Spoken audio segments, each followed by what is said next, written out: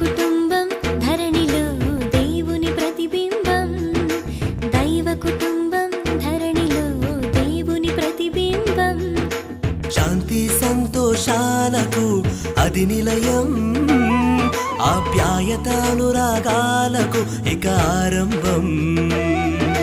శాంతి సంతోషాలకు అది నిలయం, ఆప్యాయత అనురాగాలకు ఇక ఆరంభం.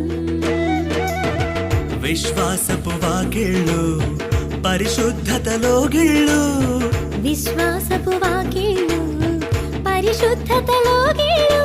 ఆతిథ్యమిచ్చే వంటిల్లు వర్ధిల్లును